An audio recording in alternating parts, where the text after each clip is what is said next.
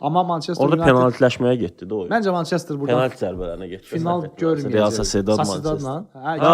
Bruno nə vaxt çevirirsən penalti. Bruno penalti vurur. Oyar Sabal vurur, Bruno vurur. O heç amma amma sən keç. Əynivi geyin otur yerində. Başladı soyunub geyinmə otağının skamyasının yumruqlamağa başlamışdı. Ancaq Çorumda Futbolçular da motivasiya olacaq ki, yəni biz liqada birdə oynasaq da çağıra bilərlər, baxılı. Azərbaycan Liqa 1-də oynayır. Ziya Əsgərov yanında tərəflər. Onu gəlib deyə sevinir. Ziya Əsgərovun verdiyi kupon özündə olmuşdu. Bu həftə də onun kuponu olacaq. Emeriyə niyə görə? Emeriyə çox əclaf baş məşqçidir. Yəni bunu eləmir, xahiş edirəm. Burasını bipləyərik. Hər vaxtınız xeyir olsun, dəyərli futbol həvəskarları. Biz yenə gəldik Futbolistika kanalında podcast layihəmizin növbəti bu həftəyə olan buraxılışı ilə qarşınızdayıq və ənənəvi olaraq həftəlik mövzularımızla müzakirələr aparacağıq. Fantazi futbolumuz da var, mərcimiz də var. Rubrikamız hansı keçən həftə? Ziya Əsgərov yanında tərəflər. Onu gəlib deyə sevinir. Ziya Əsgərovun verdiyi kupon özündə olmuşdu. Bu həftə də onun kuponu olacaq. Ziya, xoş gördük. Rafael, xoş gördük. Çox sağ olun. Bu heyətlə qarşınızda olmuşduq.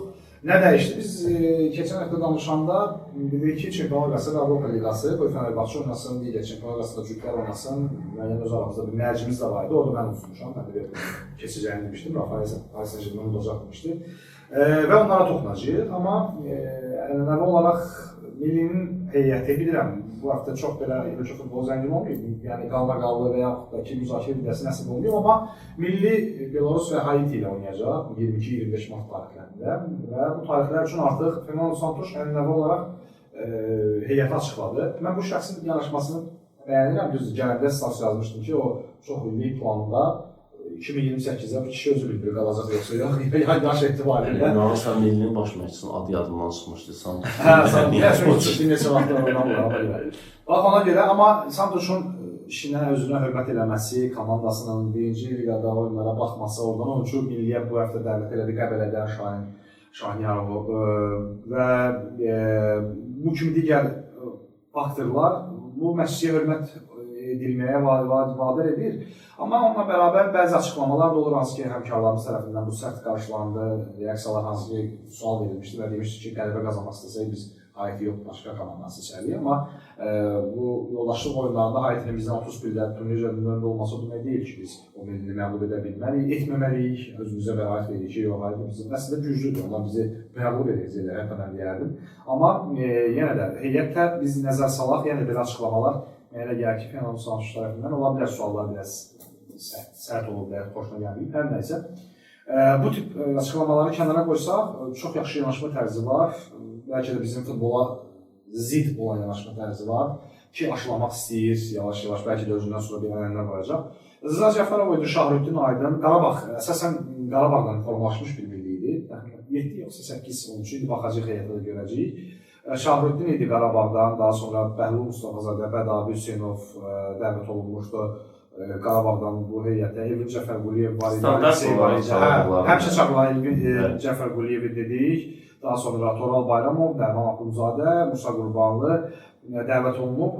Əslində, heyəti, bilməm, razı olarsınız yoxsa yox, Musa Qurbanlı son zamanlar xüsusi nəvəsələr ancaq davə edib də. Onunla yadda qalmışdır. Sadəcə olaraq başqa kimi çağırırsan deyə alternativ məsələsi var. Ona görə Musa da yəni zaman-zaman yaxşı olduğu formada olub, amma indi çox formsuzdur hal-hazırda. Heç formda deyil. Yəni belə bir oyunçunun milliyə çağırılmağı mənim fikrimcə yəni ki, mənasızdır. Hətta mən ikinci divizionda oynayan bir hücumçunu, məsələn 15-20 qol vuran hücumçunu çağırıb yoxlayardım. Demirsən yox. Birinci liqada. Orada da Şahin yardım Oynan onu, itirəcəyin nə var ki? Biz Haitiyə utsaq da 5-0-da utsaq, 5-0-da utsaq, heç də dəyişmir. Belarus millisini də həmçinin utsaq da, Belarus millisini yaxın zamanlarda da məğlub etmişik. Mahir'in qəşəng bir, əla bir qolu var idi. Mahir çağırılır deyilmiş. Çağırılır, Mahir yenə də oynayır da, ancaq yəni Musanı niyə çağırırsan da? Yəni burada da bir qədər hər hansısa bir amillər, bürokratik amillərə görə çağırılır. Yəqin ki, rol oynayır. Yəni yox, mən elə deməzdim. Lap qatı, Rafael qatı dedi bürokratik amillər. Yox, yəni mən inanmıram da, yəni alternativ o xətt indi biz demirik ya, Musa da yəni xarici karyerası da olub, yaxşı dönəmləri də olub. Sadəcə olmayıb da gedib qayıdıb. Milli elə bir yerdir ki, əli formdasansa oynamalısan, formada deyilsənsə oynamamalısan və salam. Yəni ki, millidə ay güzəşt olunsun, bundan qabaq milliyə yaxşı faydaları olub. Yəni hal-hazırda formadasansa səni çağırmalıdırlar, oynamalısan. Mən ona görə deyirəm aktiv ki, oynayan oyunçular kim formadadsa o gəlməlidir milliyə. Bax bu heyətdə yəni təqdir olması Şahin Şahniyarovun dəvət olunması idi 1-ci liqadan. Digər halda burada əcnəbi oyunçularımız, yalnız Antondan başqa digər oyunçular, legioner həyatı yaşayan oyunçularımız hamısı dəvət olunub. Sən Şahinin sevincini təsəvvür edirsən də, yəqin ki, Əlbəttə, 2-ci divizionda oynayır və ona təklif gəlir, səni milliyə çağırır. Bu bir də indi legioner limitinin növbəti mövsüm üçün yığışdırılması fonunda çox yaxşı motivasiyadır liqa 1-də olan futbolçular üçün. Yəni görəcəklər ki, yox, yəni hətta növbəti mövsüm əsas liqada özünə yer edə bilməyib, birinci liqaya gedib indi hansı ki yüksək liqada oynayır. Birinci liqanı gücləndirəcək futbolçular da motivasiya olacaq ki, yəni biz liqada 1-də oynasaq da çağıra bilərlər, baxılır. Azərbaycan Liqa 1-də oynasaq da bizi gətirəcəklər. Hə, bizi gətirəcəklər. Yəni bu biraz onlara motivasiyadır. Biraz bu siyasi addım da ola bilər. Şahin kimi bəlkə daha bir oyunçu var hansı ki seçimidə də Şahinə üstünlük verib. Bu ona görə hər tərəfli alqışlanası addım idi. Mənə elə gəlir bu heyətdə. Digər baxacağıq. Ümumi olaraq nəzər salacağıq, görək necə belə deyə təsir bağışlayacaq bu futbolçular yoxlama yoldaşlıq görüşlərində. Milli ilə bağlı yəqin ki, başqa bir məsələ yəni gözə çarpmır. Digər futbolçular da, Rəhman Daşdəmirov da dəvət olunub. Bu futbolçu da son zamanlar stabilliyə seçilir ümumiyyətlə. Yəni futbolçu deyil, amma stabil futbolçudur. Yəni öz oynadığı mövqe üzrə stabil futbolçulardan biri sayıla bilər. Bax belə, Milli ilə mən çox danışdım. Sizi niyə görə? Sizi də sözü verəcəm əslində elə Çempionlar Liqasına. Çünki millidən biz növbəti buraxışlarda artıq mart ayının axırına yaxın qayıdacağıq. Həm Haiti, həm Belarus oyunlarından sonra bir ümumiləşdirib danışacağıq daha geniş şəkildə. Çempionlar Liqası.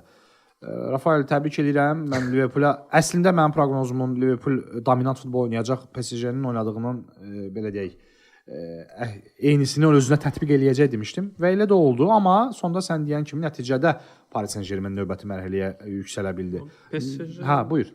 PSG əslində Liverpoolla oyunda razıyam. Liverpool çox yüksək pressinqlə başladı, aqressiv şəkildə oyuna başladılar ki, yəni qələbə qazanmağını zaten istəyirdilər. Və Salahın məsələn vura bilmədiyi top var ki, hansı ki Nuno Mendes ayağını qoydu, top çölə çıxdı. Bəlkə də oyunun belə deyək, bu məcrada getməyinə ən böyük bəlkə səbəb oldu. Bəlkə həmin momentdə Liverpool gol vursaydı, yəni Salah qolu vursaydı, orada artıq oyun başqa məcraya gedəcəkdi. Çox özünü yaxşı göstərib o Salahla mübarizələrdə. Nuno Mendes Salaha demək olar ki, yox eləmişdi. İki oyunda da zaten Salahı yəni məhv elədilər, demək olar ki. Yəni əsas moment Salahda o idi, hansı ki oyunun gedişatını dəyişə bilərdi. Salah yerinə yetirə bilmədi belə deyil zərbəni düzgün şəkildə. Ondan sonra kontralarda, yəni və əks hücumlarda demək olar ki, komanda dayanmadı. Bütün geri qayıdan topları Ziya da keçən verilişdə demişdi ki, PSG geri qayıdan topları demək olar ki, hamısını götürür və həqiqətən də PSG demək olar ki, geri qayıdan top hamısını götürürlər və əks hücuma sürətlə çıxırdılar. Dembele'nin qolundan əvvəl Barcola təkbətək çıxdı qapıçı ilə, vura bilmədi. Orada da əks hücumda çıxdılar, yəni eyni şəkildə də Alisson da qeyd eləmək lazımdır, möhtəşəm oynadı. Çox qəşəng oynadı, həqiqətən. Doğrudan da. Uzatmalarda Dembele'nin soldan gəlib qapının sol küncünə yerlə vurması var idi ki, hansı ki bir dənə amma səhv elədilər də o qolda, bir-birini anlamadılar və salam.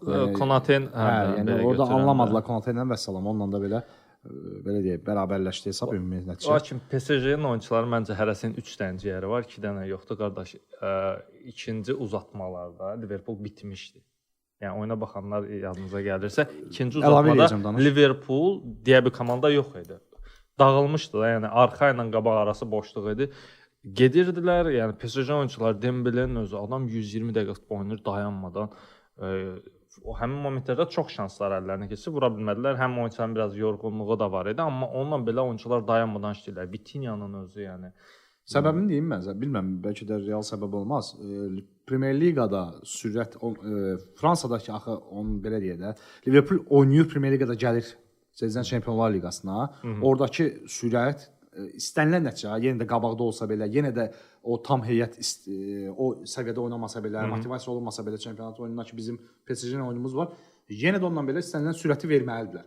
Başqa variant yoxdur. Yəni o tempi verməlidirlər. Amma Paris Saint-Germain O tempi Fransada verməsə də olar həmin həftə. Mən bir məsələni Həmin qeyd həftə eləmək mən istəyirəm. söhbət gedir. Əli. Hadi gəlin. Mən bir məsələni qeyd edirəm. Burada tək bir amil var, Luis Enrique amili. Və Əlbəttə, salam. mən Yəni keçən Luis həftə Enrique demişdim. amili PSG-yə istənilən səviyyədə futbolçuları yığ, başqa bir baş məşqçini qoy. Heç nə. Mən inandırıram ki, Liverpoolu keçə bilməyəcək. Mən Bundan razıyam. qabaq da, yəni Razıyam. ki, hansı ki PSG irəlidə olduqları oyunda Manchester United-la olduğu oyun var idi ki, yadınızdadırsa Manchester United son saniyə penaltisi ilə bəli, Rashfordun penaltisi ilə keçmişdi. Barselonaya məğlub olduqları var. United bir neçə il öncəki oyunu deyirsən? Bəli, yəni onda ümumi United sayıram. hətta onların qarşısında aşkar outside. Outside deyil, yəni aşkar həminki vaxtları sayıram. Hansı ki Barselonanı məğlub edibdən 4-0-dan 6-1-in.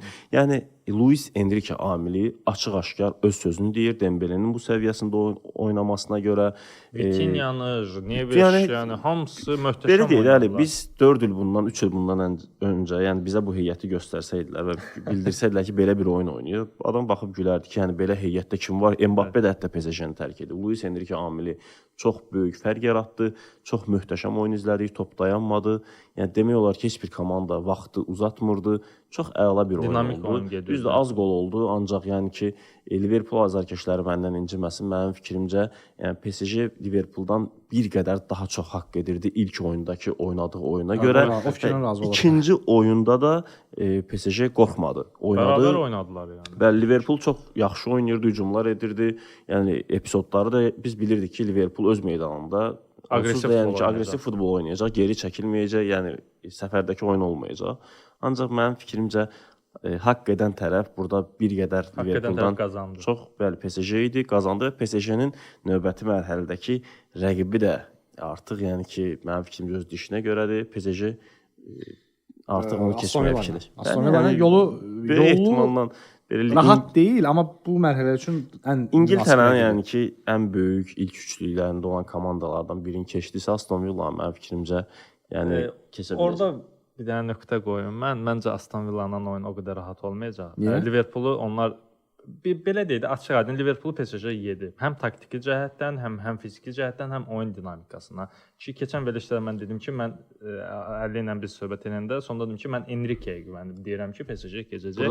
Və həqiqətən də Emery-yə niyə görə? Emery çox əclaf baş məşqçidir. Yəni bunu eləmir. Yəni burasını bipləyərik. Nə mənada? Yəni pis mənada demirəm. Emery'nin belə deyək, güclü komandalarda, belə deyək, top klublarda istədiyi oyunu oynada bilmir həyatı boyu o adam. Nə qədər də gəlsə alınmayacaq onda. Amma aşağı belə deyək, 5 ulduz komanda demək, 4 ulduz komandalarda o istədiyi oyunu oynada bilir və bu oyunlarda zaten Emery'nin taktikası əsasən nə olacaq? Kontrataklara. Ki hansı ki onun komandası çox sürətlidir. Aston Villa və çox rahat da müdafiə oluna bilir. Aston Villa çox da rahat rəqib olmayacaq. Hamı gözləyir PSG oyunu diktə eləyəcək, amma Aston Villa çox rahat kontralarda tutub cəzalandıra da bilər əks hücumlarda. Çox güvənmirəm Aston Villaya, elə PSG. Amma deyim, onların orta yarımdafa xətti çox yaxşıdır da. İndiki Rashford da, mən düzdür, Rashford da Manchester United son dövrlərdə heç kim bəyənmir.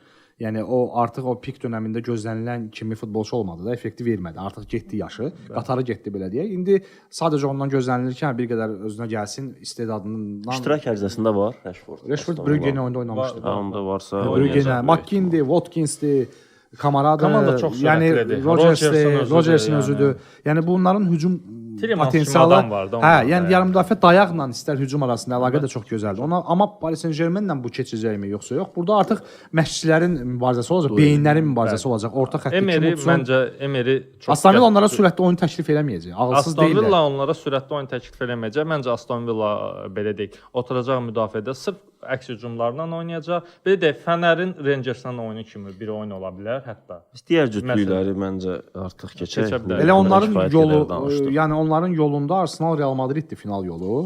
Favoritlərdən biri burdadır. 50-50-dir məncə. Mən PSG-ni yadınızdasə birinci oyundan sonra gizlin favorit, Liverpoolu aşkar favorit görürdüm. Ümumiyyətlə turnirin cütün yox. Yəni turnirin Yəni burada bir artıq belə deyək, gizlin favorit üzə çıxır. Yenə də bütün amillər, faktorlara görə təkrar olmaq istəmirəm. İndi burada bir məsələ var. Turnirin hegemonu, turnirin şanslısı, bəxtlisi Real Madrid. Turnirin atası deyək də. Hə, Real Madrid istənilən halda bu komanda Atletico ilə oyunda da yəni atlet belə deyək də, orada Alvarezin sübut eləyə bilmədilər. Top ayağına 2 dəfə toxundu. Sürətini yox, özü tam görünmədi. Yox, 2 dəfə toxunmadı. Top ayağı girdi topun altına, vuranda top ayağın sol ayağının üstünə dəyib yuxarı ilə getdi. Çox nadir hallarda Olur, bir axı keçən il də belə bir hadisə Hətta olmuşdu. Bakkada olmuşdu o vaxtda Milanla onda yadınıza gəlsə Bakkanın. Ötən ildə bir dəfə belə fakt yadıma gəlmişdi mənim. Sürət dedin, mən sürə yadımdan çıxmışdı, indi əlavə eləyim. Elə Atletico Real oyununda da 108-ci, 109-cu dəqiqə idi. Atletico, Real demirəm, Atletico futbolçuları elə qaçırdılar ki. Yəni ona görə onlar üçün Avropa üçün futbolda o sürət falan o bizim üçün daha çox istəyirdi yəni. O bizim üçün olmaq üçün çıxmışdı. Daha çox və həqiqətən də layiq idi. Layiq idilər, çox layiq idilər. Ötən verilişdə də elə mən qeyd eləmişdim Bəli, ki, bəli, Atletico qeyd eləmişdim. 1-0 oyunu bitirib əlavə vaxtda. Hətta 2-0 kimi. Bəli. Elə çəkəcək. gedişat gəlir. Axırı yəni yaxşı ki- gətirmişsən, amma bu da Arsenal Real PSG Arsenal'la oyun burada olacaq Arsenal Real oyunu. Nədən deyim? Arsenalın müdafiə sistemi çox qəşəngdir. Hücumu bərbaddır. Merino Amma şeydə də Realda da əksinədir. Müdafiəsi bərbaddır, hücumu daha yaxşıdır. Realın hücumunu neytrallaşdırmaq olar. Müdafiəsinin ən güclü faktoru qapıçıdır. Qardaş, Thibaut Courtois-ı çıxardın, ora bir dənə başqa bir qapıçı qoyun, o Real çox top buraxar. Adam Realı Çempionlar Ligi çempionu elədi. Bəli, Liverpool Adam oyununda. yox, zaten həmin sezon ən yaxşı oyunçu. Bilmirəm niyə görə onu dəyərləndirmədilər. Adam yəni Realın son illərdə ən böyük uğur qazanmağı ilə City ilə belə oyunda, Liverpool'la oyunda, çox Leipzig-lə oyunda yadınıza gəlsə, Lunin məsələn də qapıçıları çox böyük rol oynayır.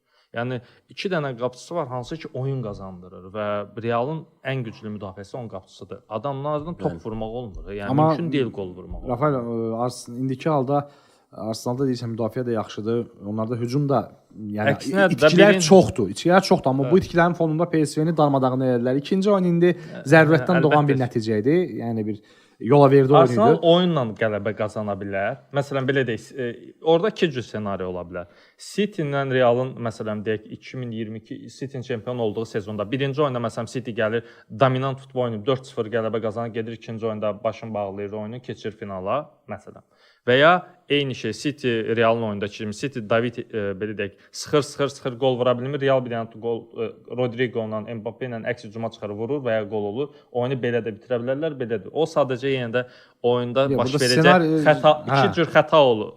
Belə də iki cür ssenarisi var. Xətalar. Yəni çox həddən artıq maraqlı oyun olacaq. Çünki Arsenalda məhv eləyib uda bilər Realı. Heç kimin gözləmədiyi bir halda. Çünki Arsenal tarix boyu həmişə Reala tərs gələn komandadır. Henry'nin dövründə də, Thierry'nin dövründə də məsələn Galacticos hamı belə o vaxt tərs gələn bilmirəm. Bir Lyon olub, ömür boyu onları Real'a. 3-4 dənə 8-də bir finalda düşürlər Lyon'a. Demək olar ki, hətta Ronaldo'nun birinci mövsümündə Lyon'a da uduzmuşlar. 1-0, sonra 1-1 qurtarmışdı.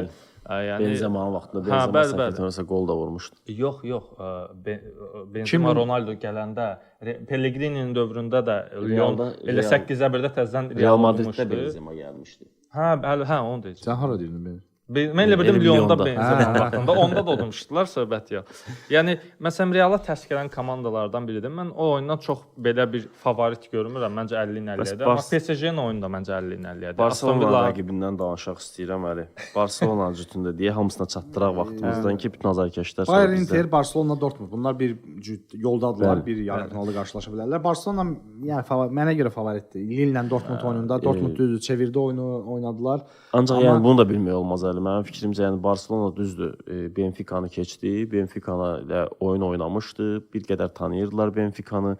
Benfica gücünü də tam olaraq göstərə bilmədi. Ancaq Borussia Dortmund bilir ki, ötən ilin finalçısıdır. Çox da komandada ola bilər ki, Lille-lə oyunlar yaxşı alınmasın, ancaq Dortmundu siyahadan silmək mənim fikrimcə düzgün olmaz. Məncə orada 55-in 45-ədir. Yəni 55 Barselonanın bəli. Mən hətta 60-ın 40-a verərdim Barselona bu ilki futboluna görə.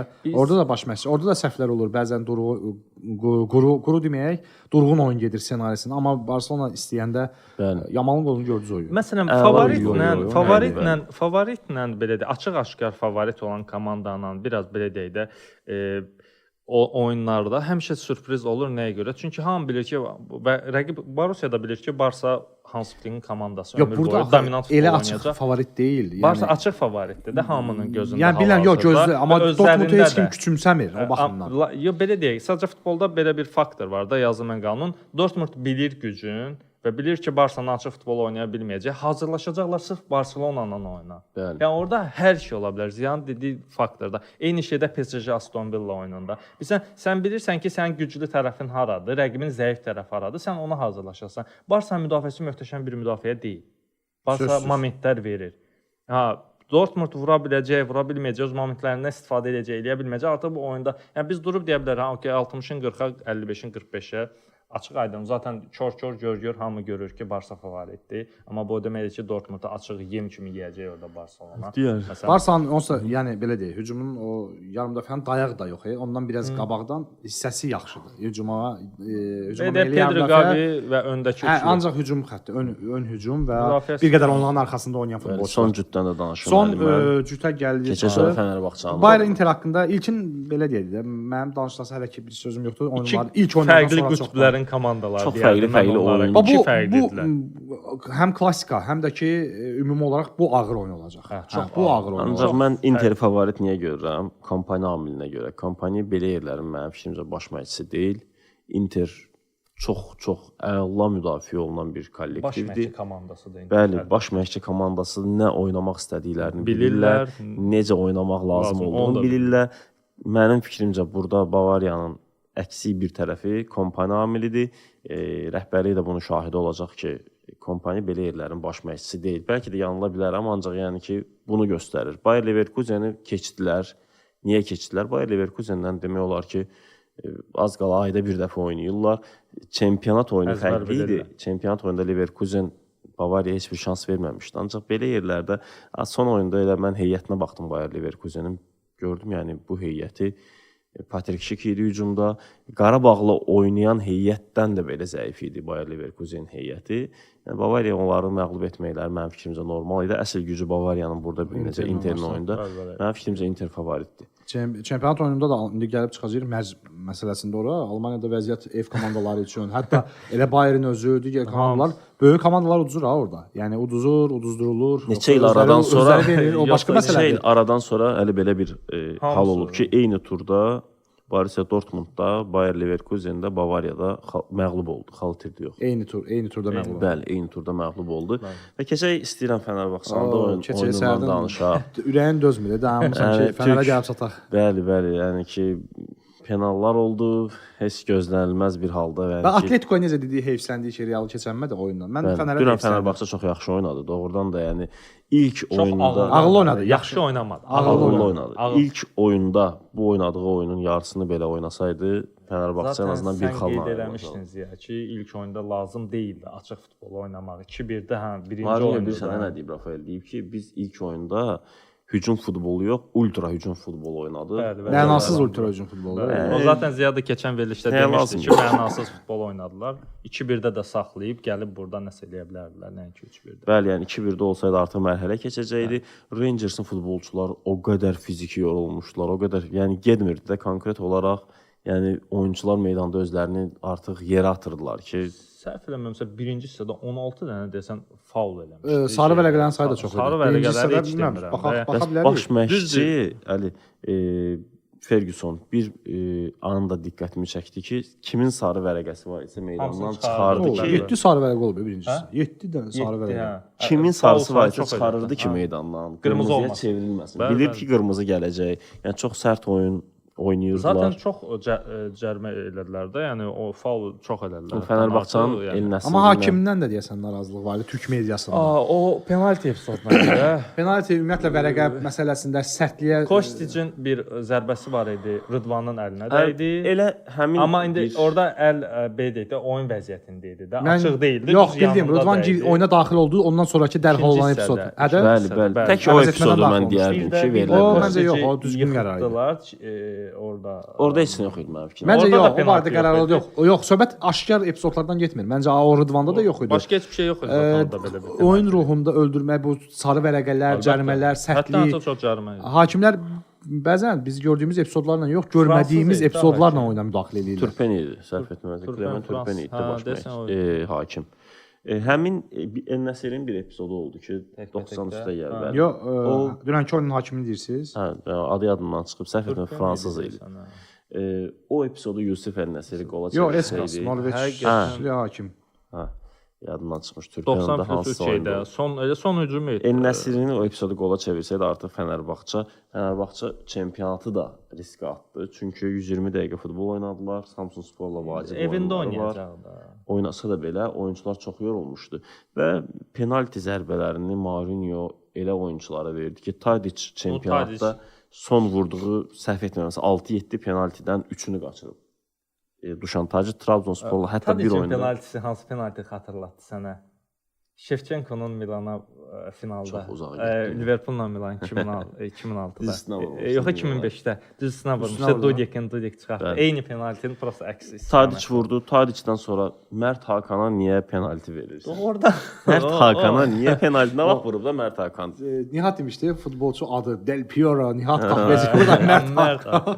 O futbolçuya niyə axırda penalti? Yox, seçimlər də yəqin ki Mənim fikrimcə seçimlərdə ulduzdur. Talişkanın çıxarmağına heç razı əvvəldən bəlli deyildi. olurdu o seçimlər. Onsuz hazır idilər. Bir məqamı demək istəyirdim ki, burada Livakovicin biz necə penalti dəf etdiyini Xorvatiya millisində şahidi olmuşuq. Bir dəyişikliyi də var idi. Livakovici göstərdilər penalti seriyaları zamanı. Mən fikirləşdim ki, Livakovici daxil edəcək penalti zərbələrinə görə. Onu da İrfan Can düzdür bir seyv etdi. Amma gözəldir yəni. Ancaq Livakovic bəlkə də heç onu da edə bilməzdi. Bəlkə də 3 seyv edə bilərdi. Ancaq eləmək lazım idi.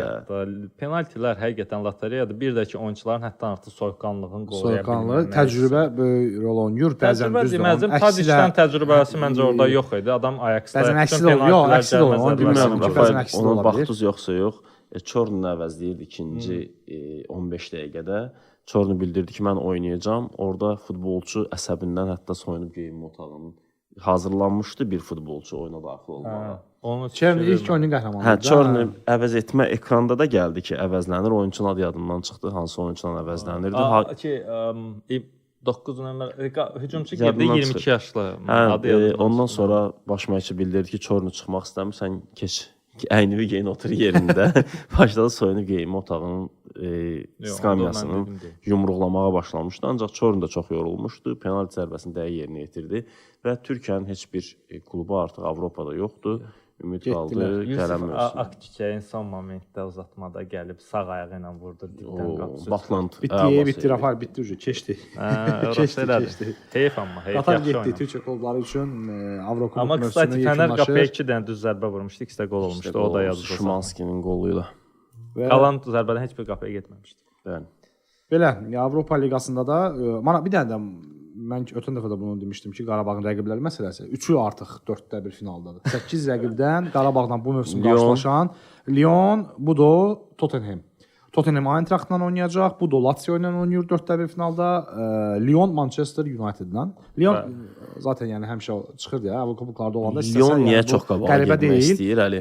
Tottenham da qəribə deyil. Burada bir Budonun gəlib 4-də 1 var. Yox, maliyyə deyə biz adam gəlib yox, ona görə oynayırlar ki, əsas hədəf olaraq pul qazansınlar. Hər mərhələ keçdikcə əksini deyirdim. Yox, yaxşı oynayır Lyon, yaxşı. Və qabaqlarına ideal Manchester United çıxıb. Düzdür, Real Sociedad'ı məğlub etdilər. Amma Manchester United orada penaltiləşməyə getdi də oyun. Məncə Manchester burada penalti zərbələrinə getdi. Final görməyəcək. Real Sociedad Manchester. Bruno nə vaxt çevirirsən? Bruno penalti vurur. Oyar Sabal vurur, Bruno.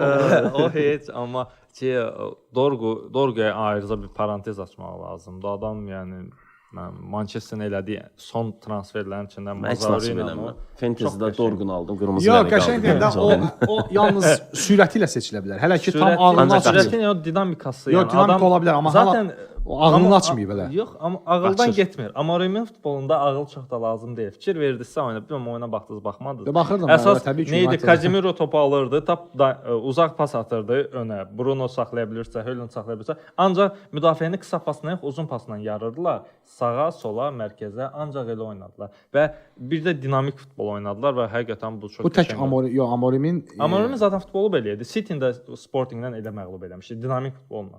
Heç bir belə deyil. Ha pas gəl belə bir qısa paslarla oynayaq və elə bir şey yoxdur. Sadəcə dinamik hər oyunçu topu bir dəfə ayağına vurdu. Realın məsələn Mourinho'nun Realı kimi qısa paslarla sürətli ya da uzun pasla sürətli futbol oynayırlar. Və bu oyunda zaten o oyunu göstərdi və həqiqətən də çox dinamik futbol oynadı. Qırmızı kart da bir kömək oldu. Mən düşünürdüm ki, qırmızı karta qədər Sociedad məncə bərabərlik eləyə bilərdi. Amma mən Sociedad sənə deyim çox ki, yaxşı hələ oynadı. tam istədiyini onsuz da eləyə bilmir. Eləyə bilmir, çünki Çempionat oyunçuları oyununda yoxdur əlində. Ay sağ ol, oyunçuları yoxdur və bu oyunçularla burada Lyon da asan rəqib deyil onun üçün. Nə də ki Rangers Bilbao, Rangersə keçəcək əgər Rangers Bilbao utsa, amma Bilbao yarı finala çıxsa Bilbao udmaq çətin olacaq. Bilbao əsas hədəfi zaten yəni ki oyun final Bilbao'da olacaq. Əsas hədəfləri də elə Bilbao'ya Bax İspanlar Sevilla'da Bilbao'da bu tip komandalar yarı finala çıxdılarsa, xüsusilə Manchester United üçün çox böyük siqnaldır. İspan klubları ümumiyyətlə Manchester çox tərs gələn klublardır. Səhv eləmirəmsə Manchester United İspan klublarına qarşı çıxdığı bütün oyunları nəzərə alsaq cəmi 30%-ni qələbə ilə bitirib. Qalan oyunları ola bilər.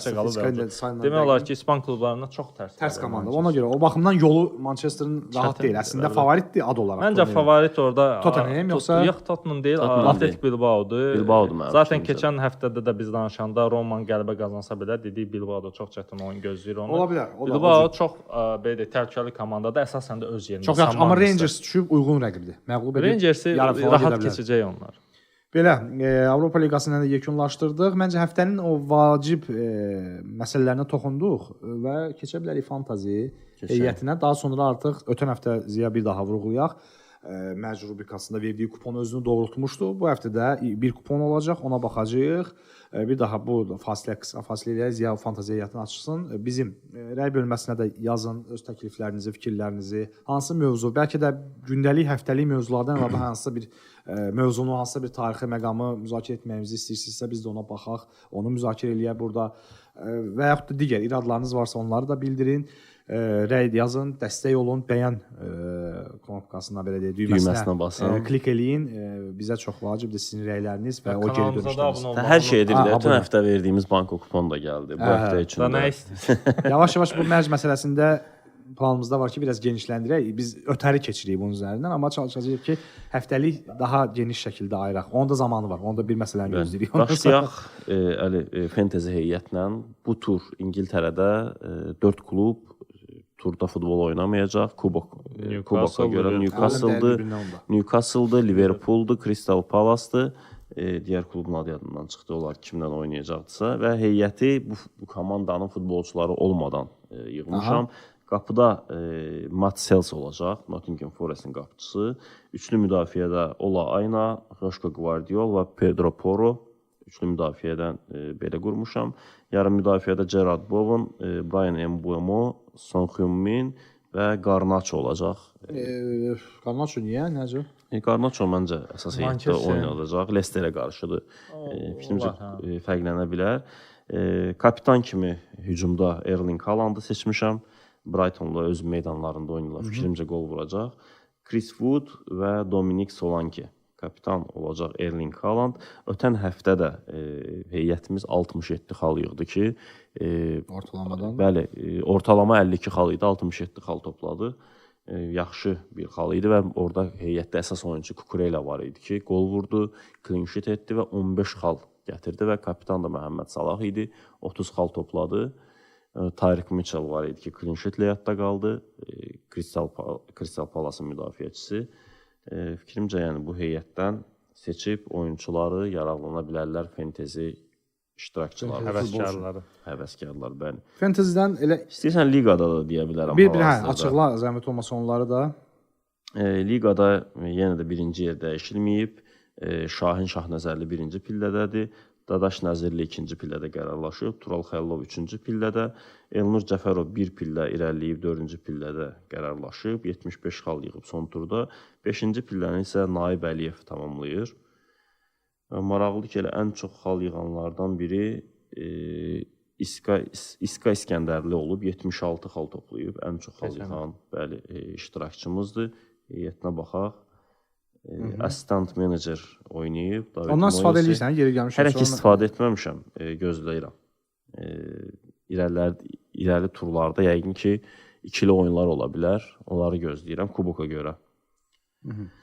Belə heyəti də qrafik şəkildə siz gördünüz və sonda həmişə ənənəvi olaraq artıq mərclə yekunlaşdırırıq həftənin oyunları. Milli komandaların oyunlarından əvvəl son turdur. 15-16 mart efirində yayımlanan günümüz şənbə və bazar günləri və ondan sonra artıq həftə içi 1-ə qədər fasilə olur. Sonradan milli komandalar oynayacaqlar rəsmi görüşlərdə, yoxlama, yoldaşlıq görüşlərində və son tura yəqin ki o favorit komandalar, bilmirəm sənin kuponunda favorit komanda yer alıb yoxsa yox. Favorit komandaların əksəriyyəti son tura bu fasilə öncəsi qələbə ilə yaxşı motivasiya ilə getmək istəyirlər ki, qayıtdıqdan sonra artıq sonuncu belə deyək qazı verəcəklər. Sonuncu imkan verəcəklər. Əsas hansı komandalara daha çox tövsiyə edirəm mərc olunmasına, hansı ki Avrokuboklarda yoxdur. Onların əsas hədəfi öz çempionatlarıdır, yaxşı dincəlirlər. Yəni o komandalara əsas belə deyək güc verirəm. Elə isə başlayaq kuponundan. İlk oyunum Leicester City Manchester United oyunu olacaq ki, Bazar günü keçiriləcək axşam saatlarında. Leicester City səhv etmirəmsə 4-sə və yaxud da 5 oyuncusa qol vura bilmir, öz meydanındadır və yorğun Manchester United-i qarşılayacaq. Mənim fikrimcə Leicester City bu oyunda fərqlənə biləcək. Ona verilən əmsal da az deyil, 1.40 əmsal. Özü vuracaq. Bəli, Leicester City-nin bir topu 1.40 əmsalı. Venesiya Napoli ikinci oyun. Son kuponda da Napolinin qələbəsini Fiorentina ilə oyunda belə deyə düz təxmin etmişdim. Venesiya Napolidə Napoli çempionluğu oynayır, Avrokuboklarda yoxdur. Komanda yetəri qədər dincəlir, ab-hava çox əladır. Çempion olmaqlarına inanırlar. Mənim fikrimcə Venesiyanı məğlub edə bilər. Verilən əmsal da 1.55 əmsaldır. Napolinin qələbəsi. Son oyun isə Manchester City Brighton oyunu olacaq ki, City öz meydanında nəhayət ki qələbə qazansın da Avrokuboklarda yoxdur. Guardiola komandanı bir yerə yığıb artıq belə deyək ki, növbəti mövsüm üçün hədəf qoyub ki, biz Çempionlar Liqasında iştirak etməliyik. Verilən əmsal da 1.70 əmsaldır, kifayət qədər yaxşı əmsaldır. Mənim fikrimcə Manchester City Brighton'ı məğlub edə bilər. Bu sənin kuponun idi, uğurlar arzulayırıq. Təbii ki, bu ziyanın belə deyək, fikirləri idi. Siz də seçib də oynaya bilərsiniz ümumi olaraq. Mən əslində bu podkastda gələndə seçməmişdim, amma indi sən danışdıqca orada bir-bir oyunları dedikcə göz gəzdirdim 2 gün qarışıq bir variantda. Bournemouth ötən dəfə Brentford daha doğrusu ötən dəfə məni yandırmışdı West Ham-la qarşılaşmada. Yanıltmışdı daha doğrusu. Bournemouth Brentford-la oynayacaq. Rafael səndə nəsə var təkliflər İngiltərədə? Var. Bournemouth Brentford. Mən qarşılıqlı gol deyirəm bu oyuna. Villarreal Real Madrid bu maçda da qarşılıqlı gol gözləyirəm. Turan Sungayt ötən tur 11 oyundan sonra nəhayət qollar vurdu və qələbə qazandı. Amma Turan da o yerini artıq itirmək təhlükəsi var. Ona görə daha doğrusu 4-lük, 3-lük indi kubokun nəticəsinə əsasən vacib olacaq o 4-cü pillə. Ona görə Turan bu oyunu əldən verməz. Bazar günü Sungaytla oynayır. Doğma meydanda Turan məncə qələbə qazanacaq. Bax bu oyundan ibarət 3 oyundan ibarət bir kupon formalaşdırmaq olar. Uğurlu olsun Ali. Təşəkkür edirəm. Rafael səndə?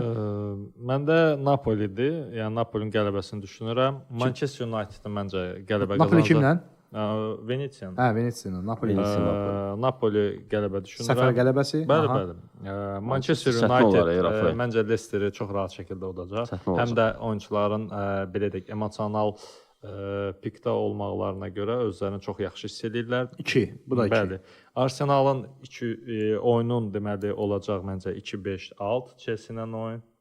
Bu biraz 1-0 belə bir şey baş verəcək orada. Məncə qollar olmayacaq. Nəzərə alsaq Chelsea demək olar son oyunların hamısını 6 oynayır. Bayern Münxendə 2-5 üst və qələbə. Düşünürəm ki, keçən turda qırmızı vərəqədən sonra 3 qol buraxmaqları bir təsadüf idi. Buradan çıxarsan hansı oyunu çıxardasan? Bax 3 oyunu saxlasan qələbdə. 3 oyunu saxlasam, 1 çıxarsam Arsenalı çıxardaram.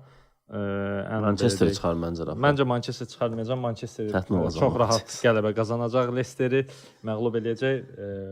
Düşünürəm ki, Amorim orada çox rahat. 4-lü yazmaq istəsəz riskli Arsenalın 2-5-6 ilə Rafaelin versiyasını nəzərə alın. Amma yox, 3-lü bir kupon. Biz standart 3 oyun təqdim edirik. 3-lü eləsəz kupon şəklində məncə Arsenalı 2-5-6 variantını çıxardıb Napoli United qələbə, Bayern 2-5 üst. Tək 2-5 üst. 2-5 üst qələbəsi. 2-5 üst qələbəsi ilə Bayern çox rahat qələbə. Union Berlin-lə oynayır. Mən düşünmürəm ki, orada çox da bir çətinlik çəkərlər onlar. Dəyərləndirə bilərsiniz o versiyalarda. Hər üçümüz təxminən fərqli oyunlar dedik və onları toplasaz bir neçə oyunda onlardan da seçib ortaq bir variant da çıxarmaq olar. Nəsə əlavəniz var həftəlik? Yox, izləyicilərimizdən xahiş edirik ki, videonu bəyənsinlər, bizi izləsinlər, videoya rəy yazsınlar. Yəni daha çox dəstək olsunlar. Bizim etdiyimiz hər bir şey izləyicilərimiz üçündür. Onların da bizə edə biləcəyi dəstəyi videonu bəyənib, paylaşmaq və rəy yazmaq. Bəli, təşəkkür edirik. Bizi vaxt ayırdınız, bizi izlədiniz. Növbəti həftədə çalışacağıq ki, yenidən eyni məkanda, eyni vaxtda qarşınızda olaq. Hələlik deyirik. Sağ olun. Sağ olun. Salamat qalın.